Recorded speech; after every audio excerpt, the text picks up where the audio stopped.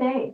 I wanted to take a moment today to talk about Shavasana, which is the last pose in most yoga classes. It's known as corpse pose. But why do classes end this way? So if we look at the larger frame of yoga, most yoga paths have a goal of moksha, which is self-realization, knowing your true self.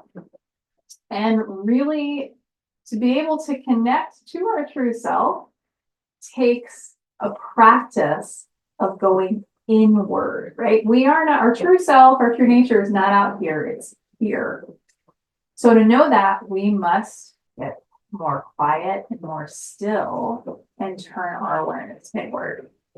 So Shavasana is a pose that allows us the opportunity to move more inward and more into that towards that calm and stillness. There's a word in Sanskrit called Vairagya, and Vairagya means detachment. Sometimes it's that word can seem like, oh, detached, like that feels cold or like disconnecting. It can have a connotation in our minds of negativity. This detachment is more of a letting go.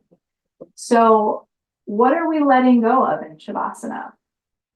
So first is effort, right? You have gone through, if you're doing this in a yoga class, most likely you have put in effort with your body, moving into being in different poses. Some of them have more effort, some of them less, but this final pose is letting go of all effort. I really think of it as letting go of that effort so we can just receive the benefits of that practice. Okay?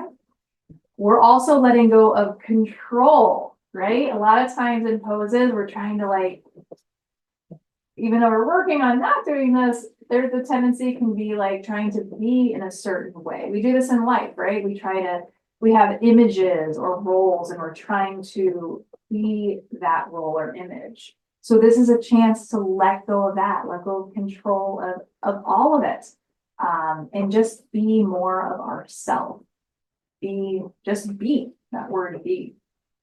And the last thing is thoughts. So we're letting go of thoughts as well. I know for some people, when you get quiet, thoughts can tend to start going a lot, right? And ruminating and pinging all over the place. So how I usually cue people in Shavasana is in letting go of thoughts is imagining that thoughts are like leaves floating on a river, just watching them go by, not attaching. This is where Vairagya comes in, not attaching to them, letting them go, letting them continue on.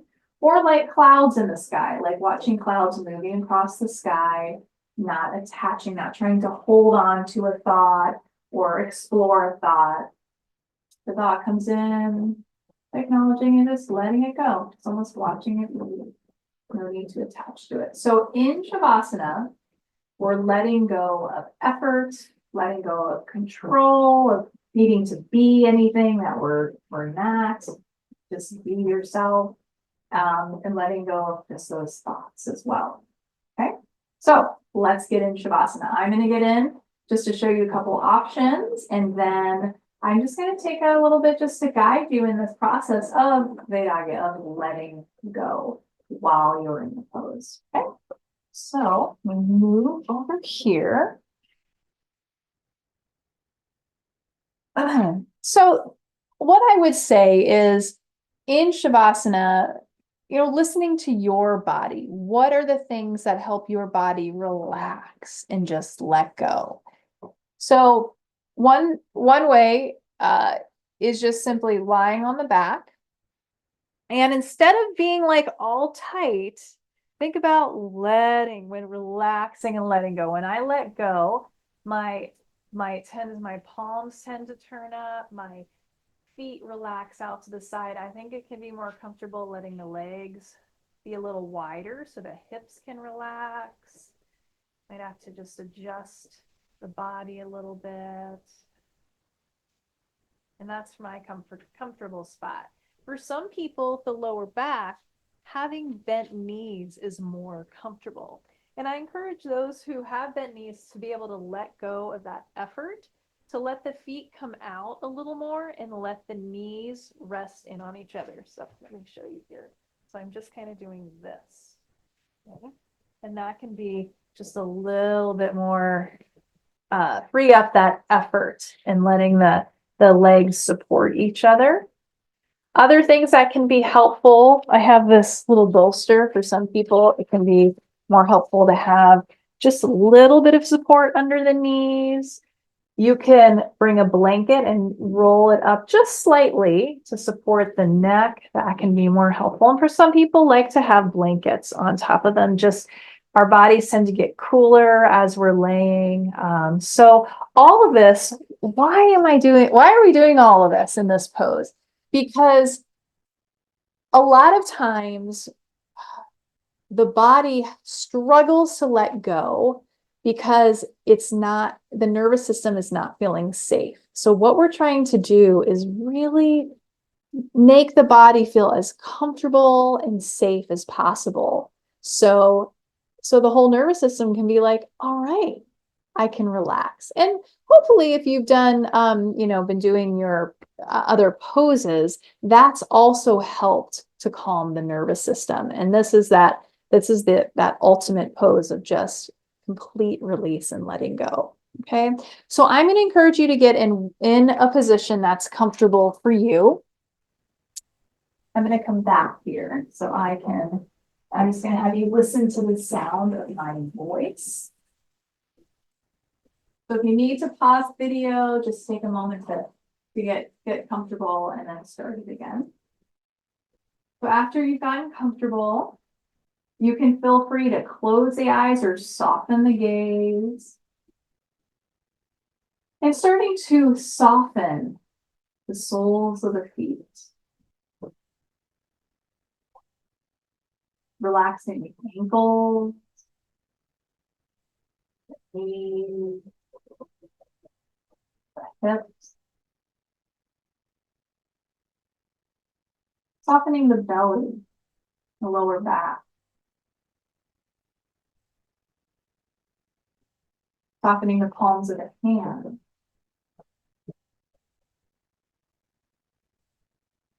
Relaxing wrists, the elbows, the shoulders.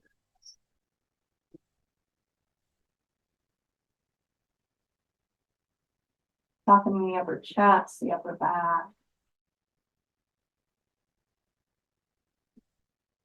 Relaxing the throat, the back of the neck. Softening the jaw, the tongue. Relaxing the cheek, the eyes, the forehead.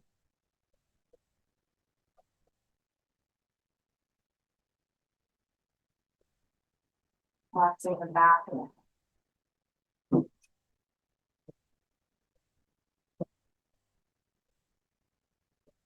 The whole body is just heavy, sinking, just letting go of all effort.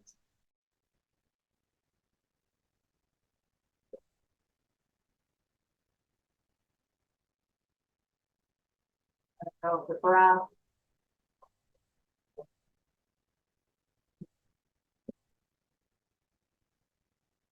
And just as a reminder, letting there's thoughts that come in, just letting them float by like clouds in the sky. Letting them float on by like a leaf going down the creek. Just watching them go.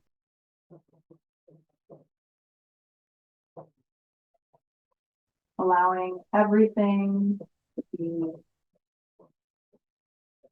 effortless and just be present. Letting all that effort go, and just be.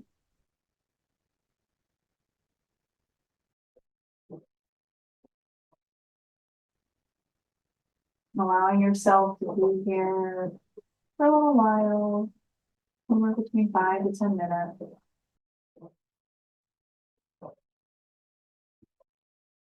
As you let go, effort, control, and thought.